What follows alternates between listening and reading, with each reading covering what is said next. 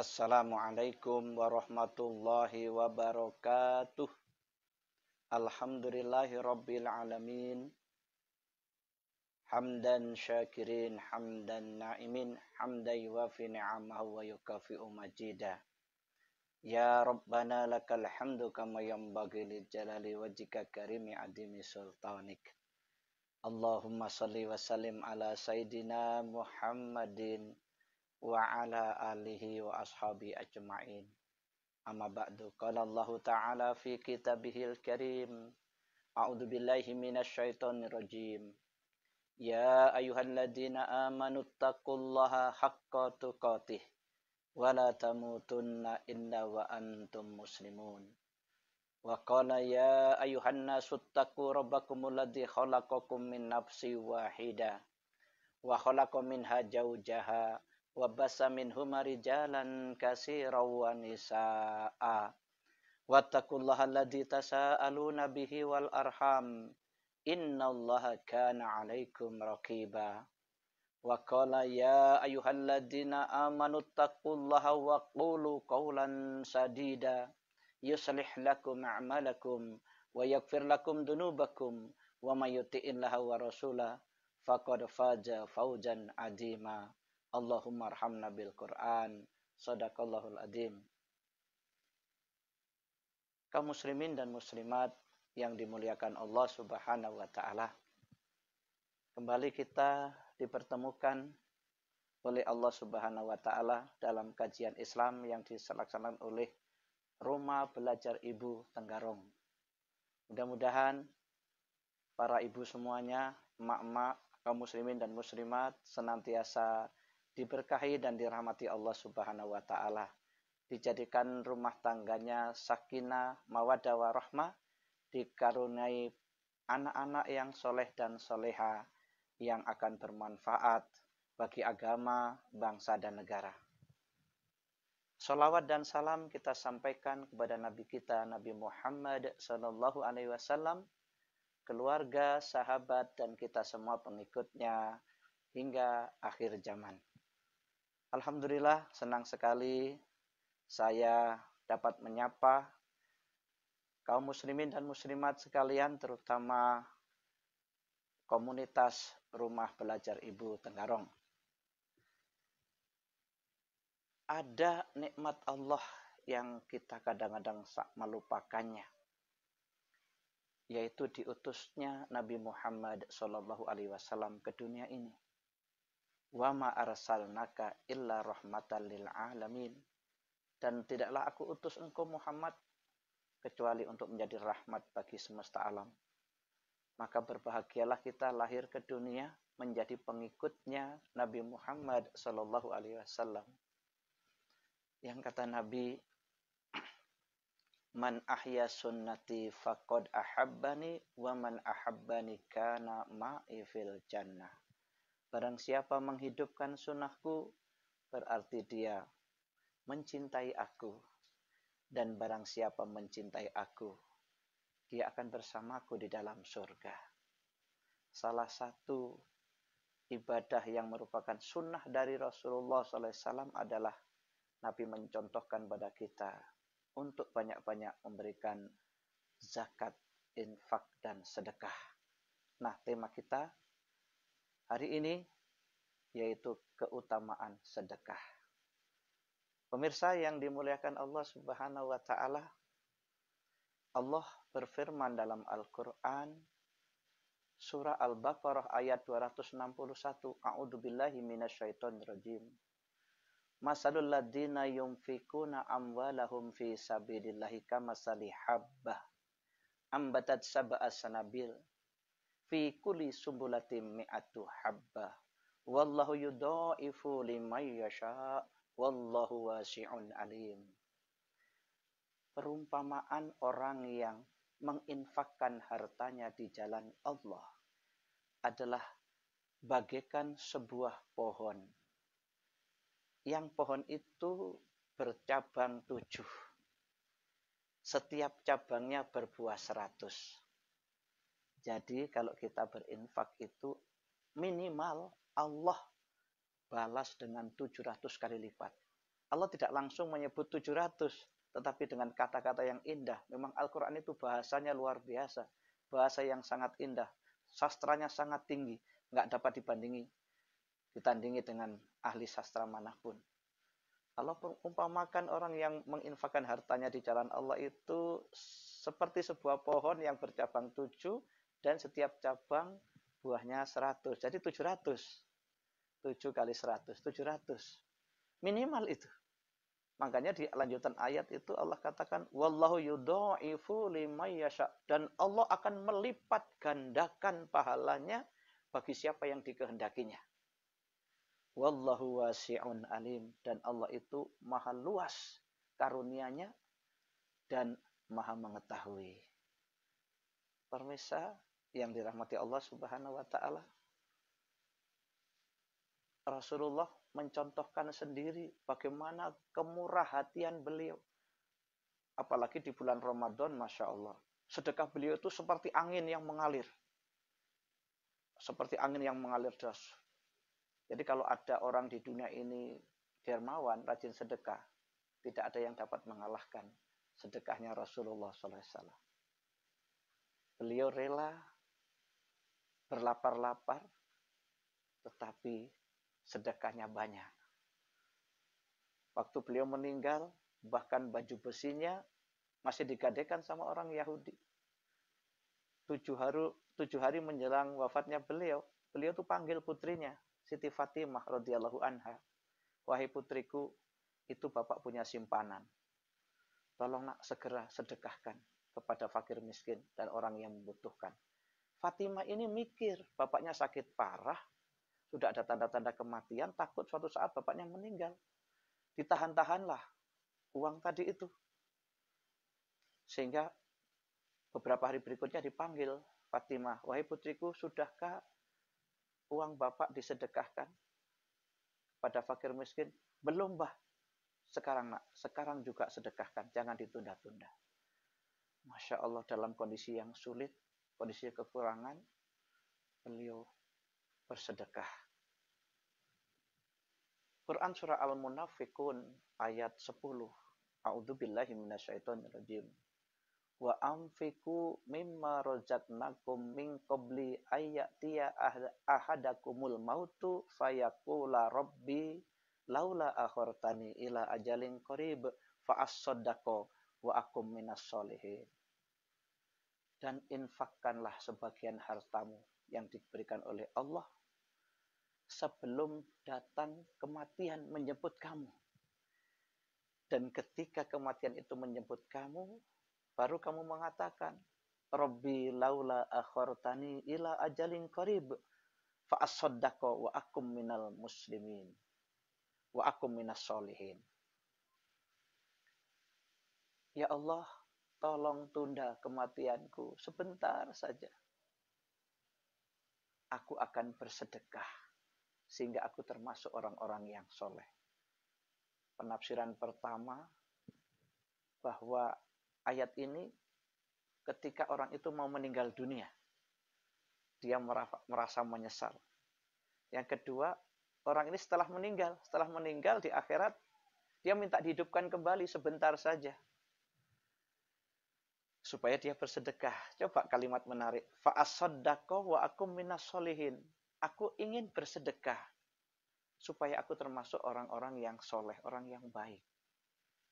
Pemirsa yang berbahagia, kenapa orang yang mau mati atau orang yang sudah mati minta ditunda kematiannya, minta dihidupkan kembali, dan minta sedekah, bukan minta ibadah yang lain. Misalnya, ya Allah, tolong tunda kematianku, hidupkan aku kembali, aku mau sholat misalnya, aku mau berhaji, aku mau berumrah. Tapi di surah Al-Munafiqun ayat 10 itu, fa'as-saddaqo wa akum minas solihin. Aku akan bersedekah supaya aku termasuk orang-orang yang soleh. Ini menandakan dahsyatnya sedekah. Dahsyatnya pahala sedekah. Orang yang sudah meninggal itu melihat bagaimana orang-orang yang waktu di dunia bersedekah diganjar, diberi balasan oleh Allah yang luar biasa. Makanya bersedekah sekarang. Jangan nunggu mati atau meninggal kematian.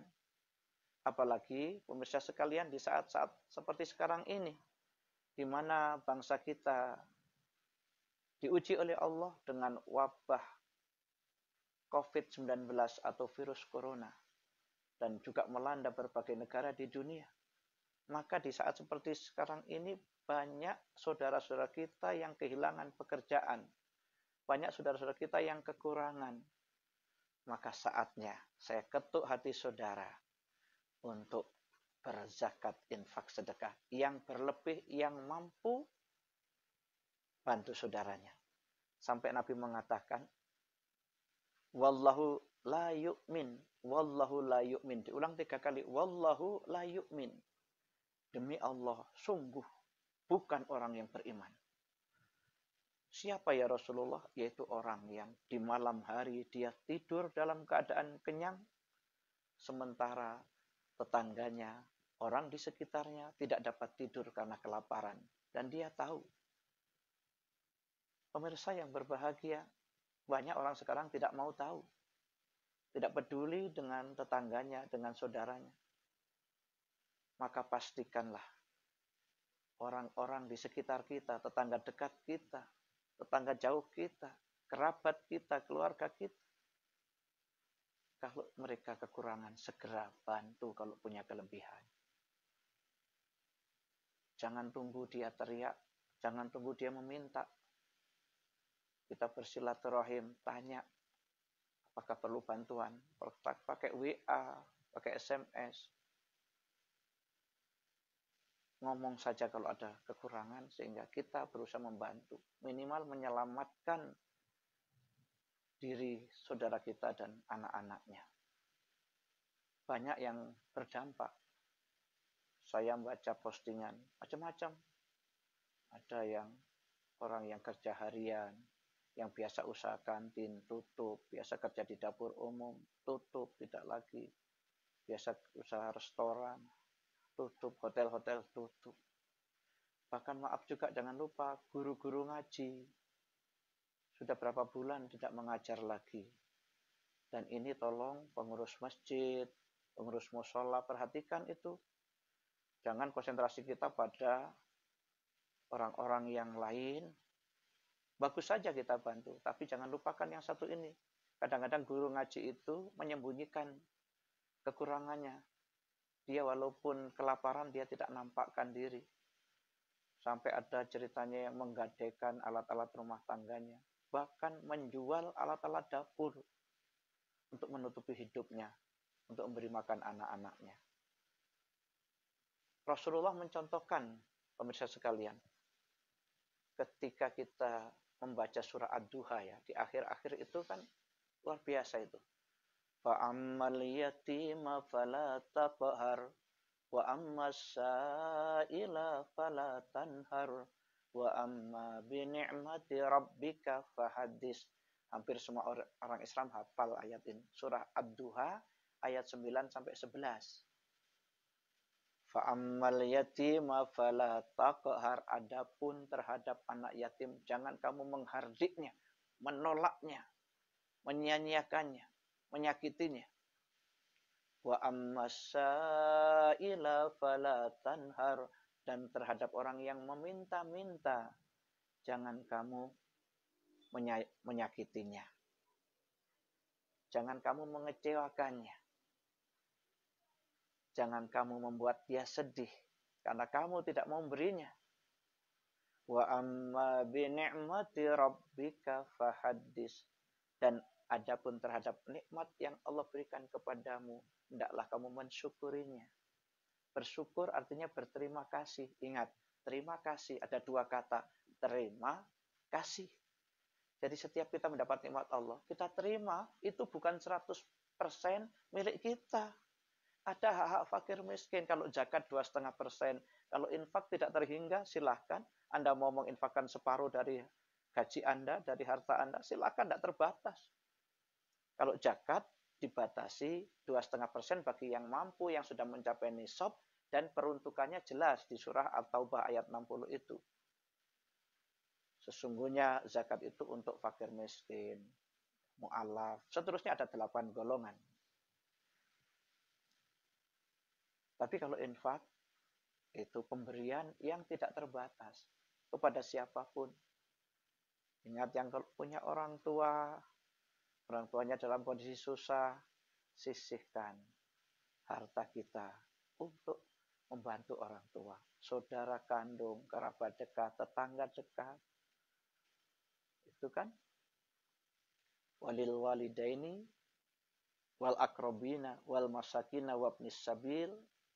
Itu ada 5 golongan yang kita perhatikan. Orang-orang yang paling berhak untuk kita berikan, orang tua, kerabat. Kerabat itu maknanya bisa saudara dekat atau tetangga dekat. Anak yatim, orang miskin, dan ibnu sabil, orang yang sedang dalam perjalanan di jalan Allah yang kehabisan bekal, anak sekolah, mahasiswa yang kehabisan biaya, itu kita utamakan, kita bantu. Pemirsa yang dirahmati Allah Subhanahu wa taala, fa ammal yatima fala taqhar wa amma sa'ila fala tanhar wa amma bi ni'mati rabbika fahaddits. Kita ulang-ulang ayat ini. Adapun terhadap anak yatim, jangan kamu berlaku sewenang-wenang, jangan kamu menghardiknya. Terhadap orang yang meminta-minta, jangan kamu mengecewakannya. Dan terhadap nikmat pemberian Allah, hendaklah kamu mensyukurinya. Terima kasih. Berarti orang itu bersyukur. Kalau enggak bersyukur, terima, kantongi. Itu tidak bersyukur. Berbagi. Indah ajaran agama Islam ini. Rasulullah mencontohkan suatu ketika beliau baru selesai khutbah Idul Fitri.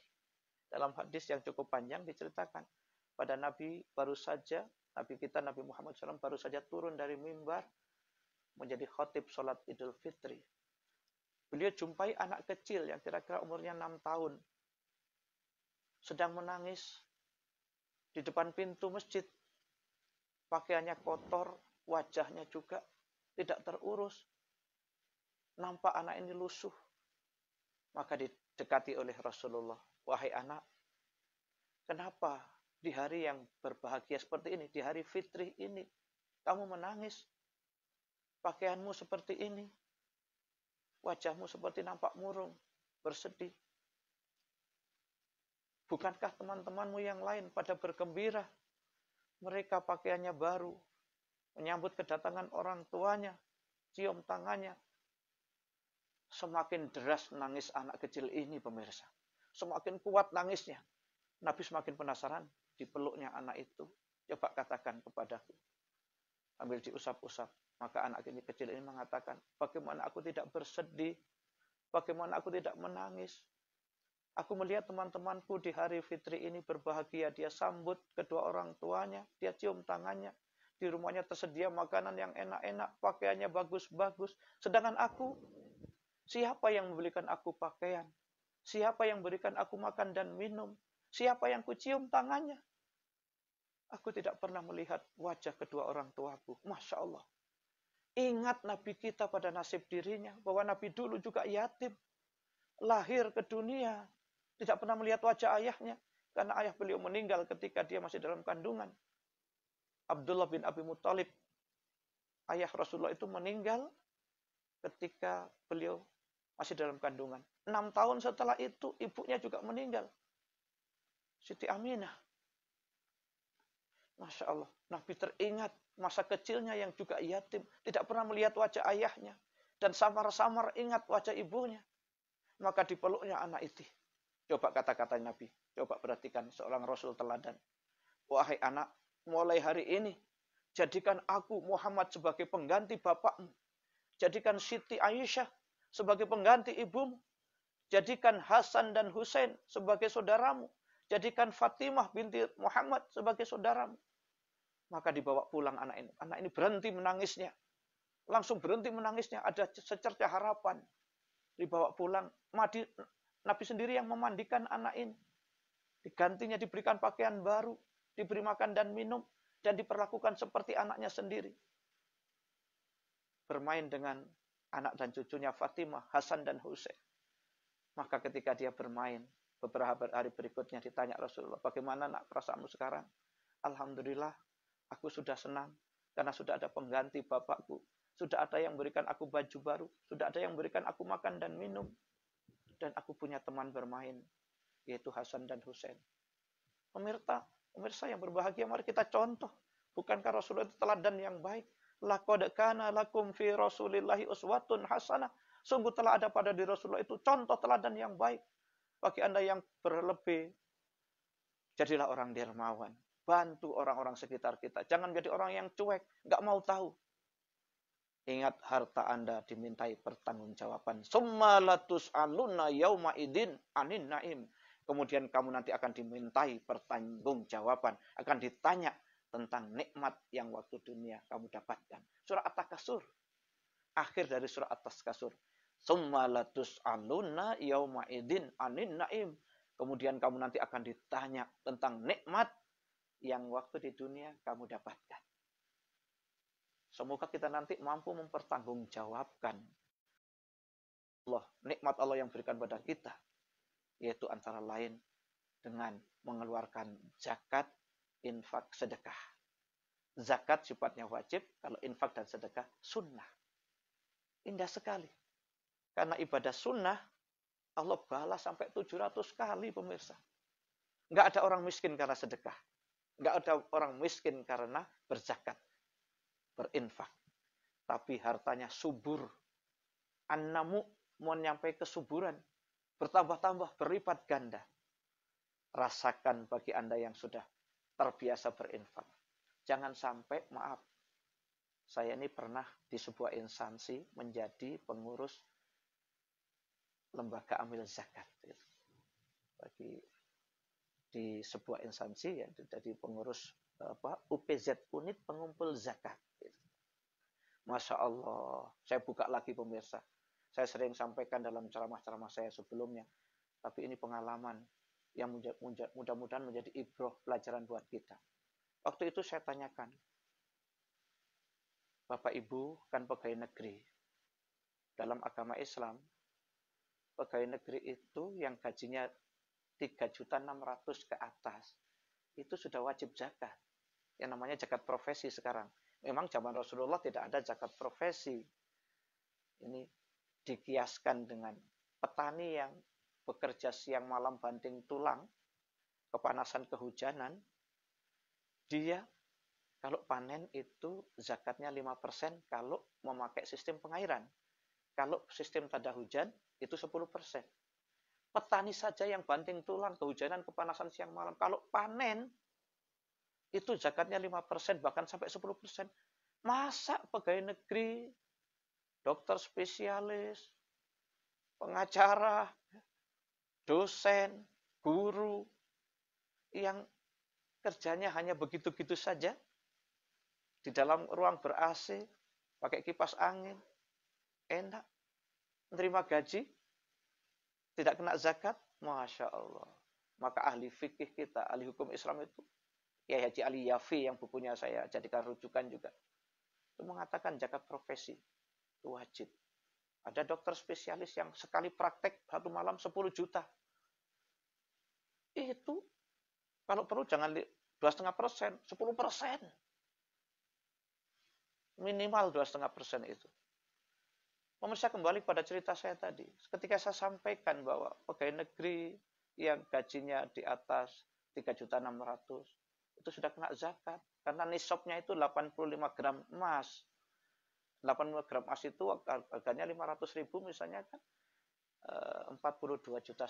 Artinya ketika orang itu gajinya dalam setahun terkumpul 42,5 juta, dia sudah disebut orang mampu, sudah mencapai nisab.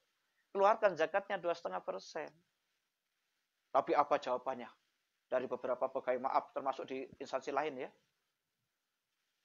Maaf Pak Ustadz, saya masih punya cicilan mobil, cicilan motor, cicilan rumah. Maka saya jawab, kalau Anda berzakat nunggu selesai cicilan, sampai pensiun nggak zakat-zakat. Karena nyambung terus hutangnya di bank. Habis bangun rumah, beli mobil, nyicil semua. Sampai pensiun nggak zakat-zakat. Maka saya beristihad. Kalau Anda ingin barokah hidupnya, sebelum dikeluarkan untuk kebutuhan lainnya. Begitu terima gaji, gaji kotor. Potong itu 2,5% untuk Allah. Hud min amwalihim sodakotan tutahhiruhum wa tuzakihim biha. Ambil perintah zakat itu, ambil, paksa. Ambil sebagian dari harta orang-orang yang mampu di antara kamu untuk zakat. Apa manfaatnya? Litutahhiruhum wa tuzakihim biha. Agar hartanya jadi bersih dan hatinya suci. Ingat, kalau orang itu mampu, hartanya mencapai nisab tidak berzakat, itu hartanya kotor. Hartanya kotor. Kenapa? Tidak dikeluarkan untuk hak fakir miskin. Itu mengkorupsi haknya fakir miskin. Korupsi uang negara aja jelek, apalagi orang miskin dikorupsi lagi haknya. Gara-gara tidak mengeluarkan zakat, infak, dan sedekah. Orang bahiruhum wa tuzakihim biha. Mensucikan hartanya dan mensucikan jiwanya. Hatinya juga suci karena kesenangan memberi. Tidak seke, tidak pelit, tidak bakhil, tidak medit. Bahasa Inggrisnya. Masya Allah. Pemirsa yang berbahagia, zakat itu wajib. Bagi siapa yang sudah mencapai nisab, yang berdagang, hitung. Paling baik di bulan Ramadan nanti salam setahun. Berapa keuntungannya? Kalau sudah mencapai nisab, keluarkan 2,5%. Jangan sekek-sekek. Kata Nabi, lindungi hartamu dengan zakat. Obati penyakitmu dengan sedekah. Dan tolak bencana dengan doa. Masya Allah, saya kalau membaca hadis ini, walaupun menurut kajian ulama, hadis ini doib, tapi bisa untuk jadikan motivasi kita. Pemirsa yang berbahagia, banyak bukti-bukti. Kalau orang itu sekek tidak mau mengeluarkan zakat, tunggu. Hartanya yang kotor itu akan dibersihkan oleh Allah Subhanahu wa taala. Bagi Allah mudah. Bagi Allah itu mudah. Banyak ayat-ayat Al-Qur'an yang mengatakan bahwa yang demikian inna fidzalika, yang demikian itu mudah bagi Allah. Pemirsa yang berbahagia, kalau orang yang hartanya mencapai nisab tidak berzakat, hartanya kotor. Saya paling takut kalau Anda yang punya harta kotor itu dibersihkan oleh Allah. 5 menit selesai. Dikirim api, konslet, kebakaran, habis. Tokonya, rukonya habis. Bahkan nyawa keluarganya terancam. Diberi kelengahan dalam nyetir kendaraan, ngantuk, masuk jurang, mati. Mobilnya hancur ringsek, memperbaiki ratusan juta. Habis. Yang berbahaya lagi, diberi penyakit. Nggak usah repot-repot.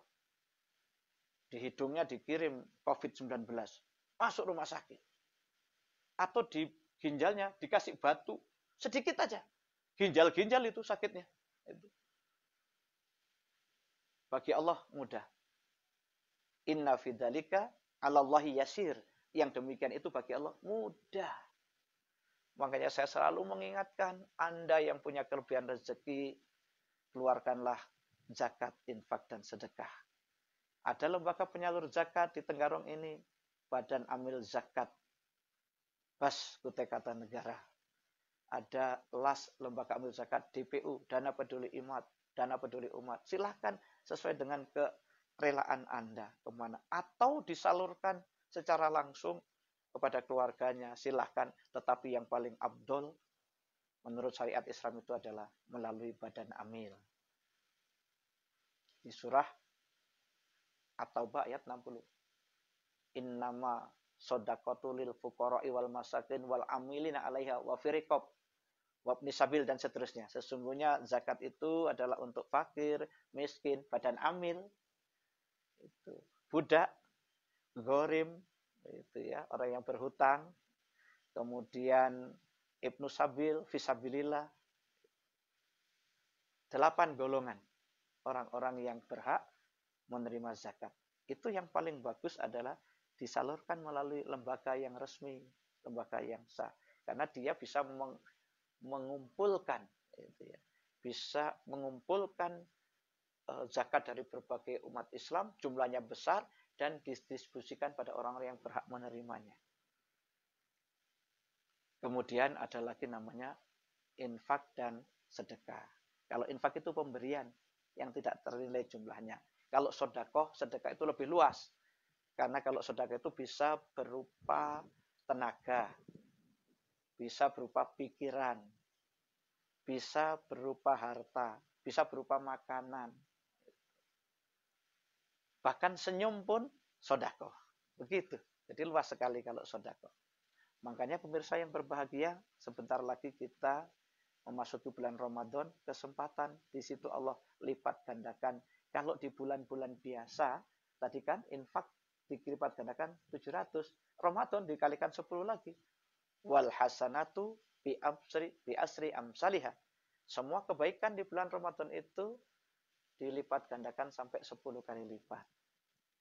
Pemirsa, Rumah Belajar Ibu Tenggarong yang mudah-mudahan semuanya diberkahi dan dirahmati Allah Subhanahu wa taala. Lindungi hartamu dengan zakat.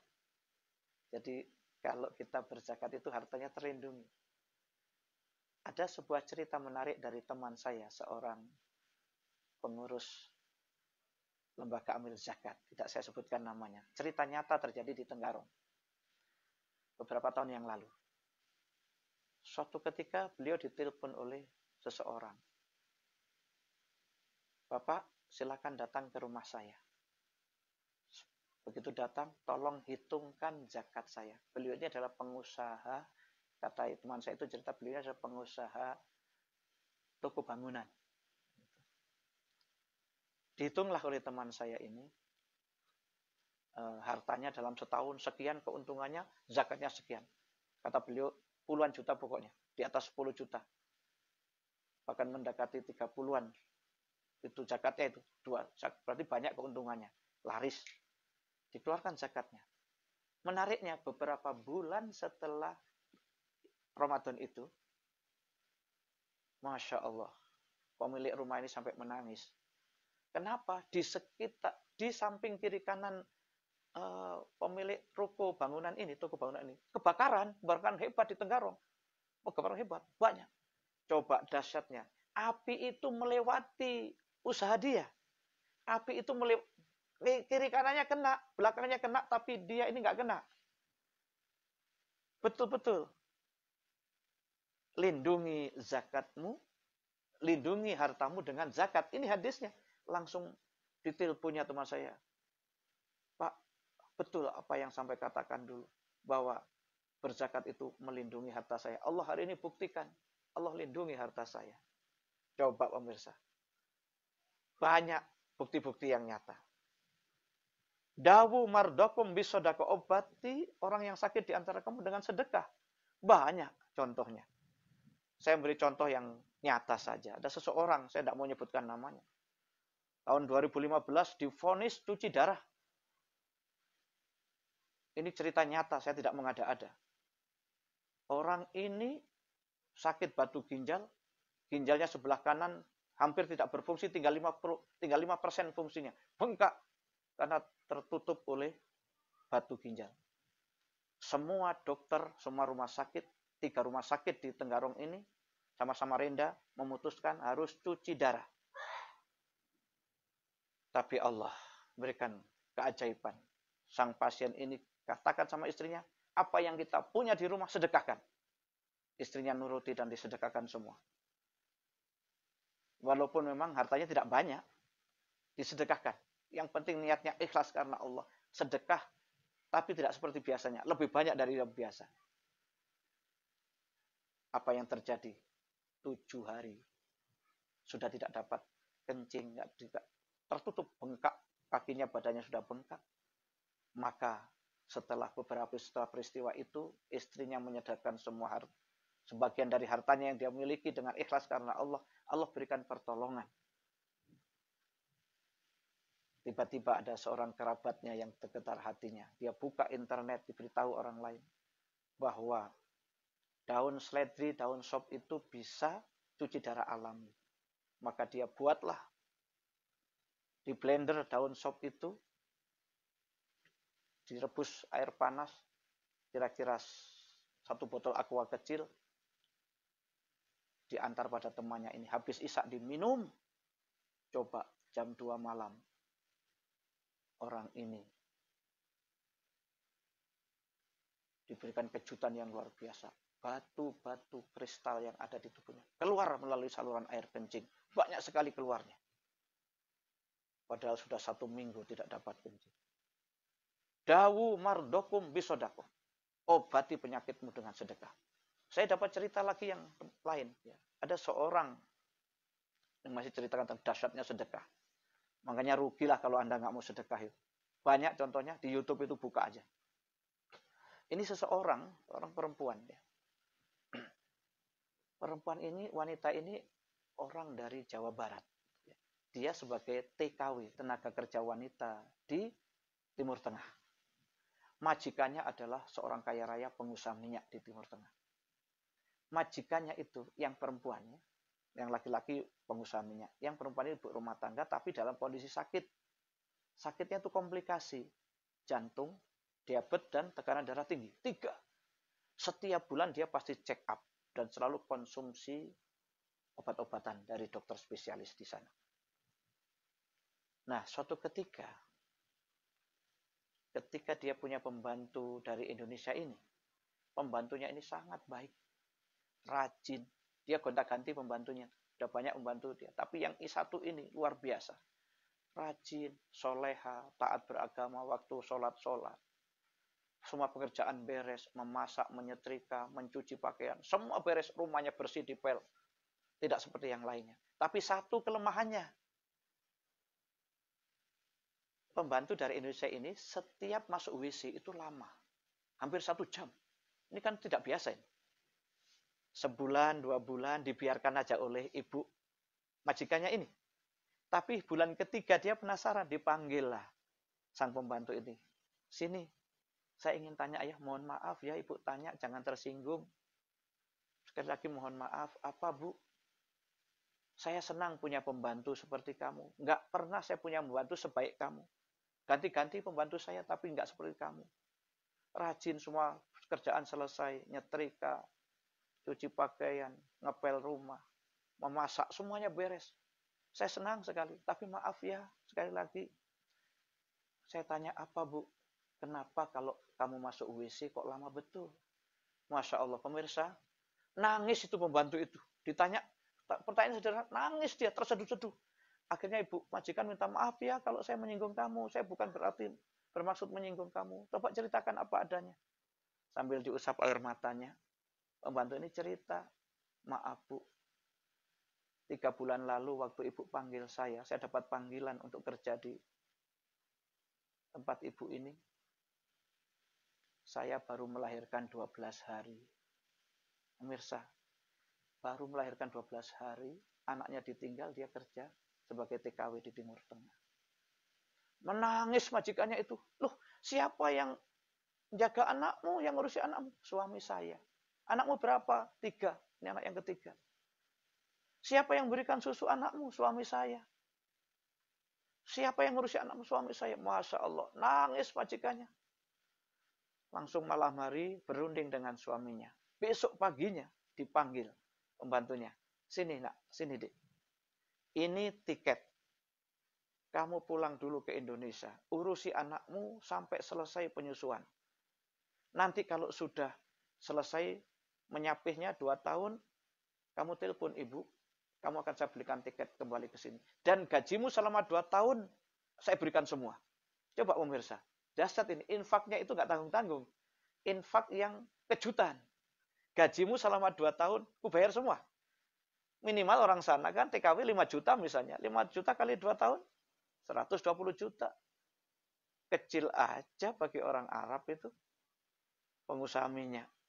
Tapi keikhlasannya, orang belum bekerja, kerja 3 bulan dibayar 2 tahun. Senangnya luar biasa, dicium tangan majikannya, berangkat pulang. Singkat cerita, beberapa bulan berikutnya, ibu ini nggak punya pembantu. Mencari pembantu belum dapat penggantinya. Akhirnya ibu ini yang masak sendiri, cuci pakaian sendiri, nyetrika sendiri, membersihkan rumah, ngepel rumah sendiri. Lupa check up, luka berobat. Beberapa bulan berikutnya dia baru kesempatan ingat dia berobat. Coba perhatikan pemirsa. Dokter yang memeriksa, tim dokter di Timur Tengah itu, rumah sakitnya canggih. Yang memeriksa, dikejutkan suatu yang luar biasa.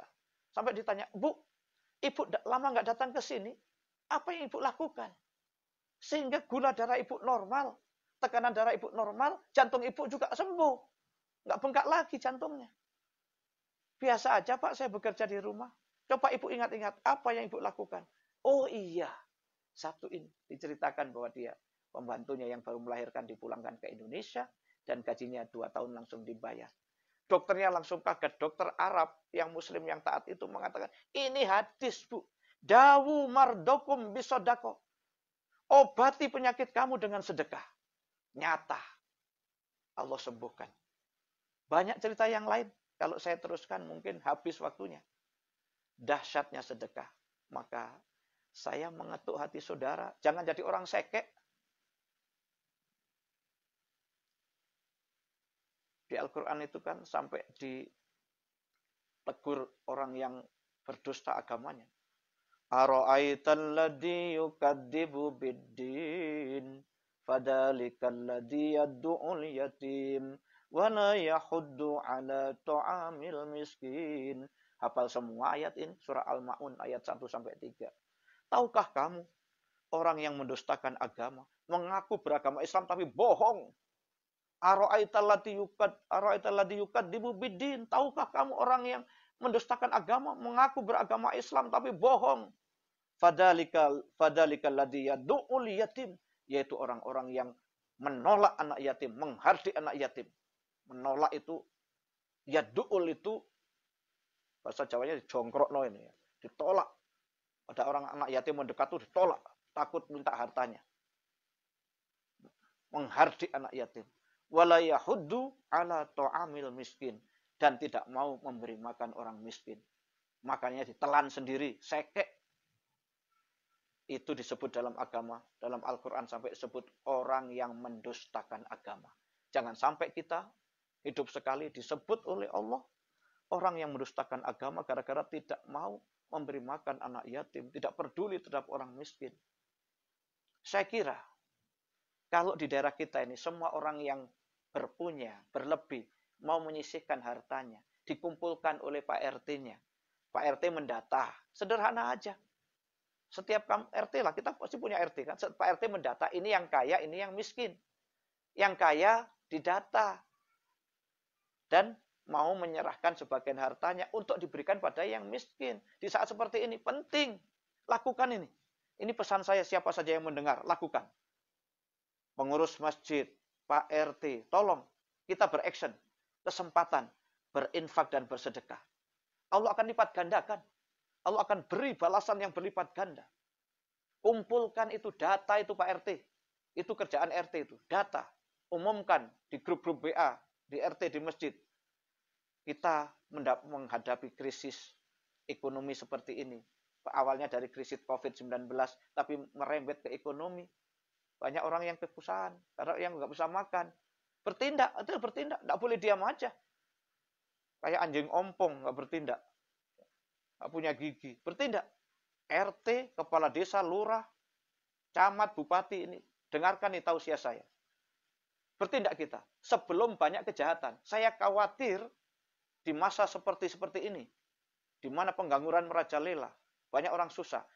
Kalau sampai terjadi penjarahan, aparat nggak akan mampu. Ini ingat saya kata-kata saya. Yang paling saya khawatirkan adalah orang nggak bisa makan, dia menjarah, toko-toko dijarah. Kalau yang menjara itu ribuan, puluhan ribu, ratusan ribu, mana ada polisi, tentara, Satpol PP yang mampu menghalanginya. Maka Islam berikan solusi terbaik yang mampu membantu yang lemah dengan melalui zakat, infak, sedekah. Hud min amwalihim sodakotan tutohiruhum wa tuzakihim biha. Ambil, paksa. Ambil dari sebagian harta orang-orang yang kaya di antara kamu untuk zakat, infak, sedekah. Supaya hartanya bersih, hatinya juga suci dari sifat sekek, medit, bakhil, yang itu tidak akan membawa keberkahan. Pemirsa yang berbahagia, mohon maaf saya terlalu bernyala-nyala ketika berbicara masalah ini. Karena memang, maaf, sekarang tidak kejahatan, marak. Saya sepenuhnya tidak bisa menyalahkan penjahatnya. Baru saja pemerintah melepas 30.000 narapidana. narapidana yang baru keluar, itu cari kerjaan susah, orang nggak percaya. Akhirnya kembali lagi melakukan kejahatan. Tapi kalau ada pengurus masjid, ketua RT memperhatikan, mendata, ini ya, apa kekurangan Anda, nanti ada donatur yang akan membantu Anda, aman. Ini belum dilakukan ini. Ini belum dilakukan. Yang terjadi adalah orang kaya nggak mau tahu, bahagia dengan kekayaannya, hidup bermewah-mewah, sementara tetangganya ada yang kelaparan, kesusahan. Wallahi la yu'min, demi Allah, ini bukan orang beriman. Bukan umatnya Nabi Muhammad yang seperti ini. Kita harus berbuat, pemirsa yang berbahagia. Selamatkan saudara kita. Bahkan maaf, di saat seperti ini, saya baru saja dapat postingan. Ada pihak-pihak tertentu yang mencari keuntungan. Menyebarkan agama pada orang-orang yang susah dengan Indomie 1 dus, beras 10 kilo, tapi saudara kita disuruh menjual agamanya, masuk agama lain. Saya kutuk kalau ada orang seperti ini. Di masa sulit, dia melakukan penyebaran agama kepada orang yang sudah beragama. Ini harus dipidana. Umat Islam kuatkan iman. Karena Nabi mengatakan, orang yang miskin itu, kefakiran itu mendekati kekufuran. Kadal fakru ayakuna kufroh. Kefakiran itu, kemiskinan itu mendekati kekufuran. Makanya orang lain tahu. Yang punya harta banyak, dia menyampaikan misinya, membagi Indomie, beras, gula, sembako, dengan iming-iming masuk ke agama lain. Ini perbuatan terkutuk. Saya sebagai dai tidak ikhlas kalau ada umat saya sampai dipancing dengan makanan untuk pindah agama. Umat Islam kuatkan iman, bersabar menghadapi ujian Allah. Mudah-mudahan Allah segera mengangkat bencana ini, mengangkat musibah ini, dan mudah-mudahan sekali lagi kita Ramadan nanti bisa beribadah dengan tenang, dan COVID-19 Corona ini sudah diangkat oleh Allah Subhanahu wa Ta'ala. Allahumma barik lana fi Sya'ban wa balikna Ramadan. Ya Allah, berkailah kami di bulan Sya'ban ini dan sampaikanlah umur kami di bulan Ramadan. Semoga bermanfaat. Kalau ada yang benar adalah petunjuk dari Allah Subhanahu wa Ta'ala, tapi kalau ada yang salah, mungkin kesalahan saya sendiri, kurang memperdalam agama dengan teliti. Mudah-mudahan Allah mengampuni dosa saya dan dosa kita semua. Yang paling disenangi oleh seorang dai itu adalah kalau ceramahnya itu dipakai. Karena menurut penelitian sederhana, orang dengari ceramah itu ada 3 macam, pemirsa. Pertama, ini ya, mohon maaf ya. Pertama, orang dengari ceramah itu ada yang masuk telinga kanan, keluar telinga kiri. Ini kata peneliti tadi, itu masih mendingan. Sempat lewat, masuk kanan, keluar kiri. Berarti sempat lewat. Ada yang nomor 2 itu ngeri lagi. Masuk telinga kanan, keluar kanan lagi. Mentul. Rupanya dengarinya lewat aja. Yang kira-kira nyinggung perasaannya itu nggak dipakai. Matikan itu HP-nya. Apa Ustadz ini nyinggung perasaan? Saya senang kalau ada yang dengar ceramah saya, ada yang tersinggung.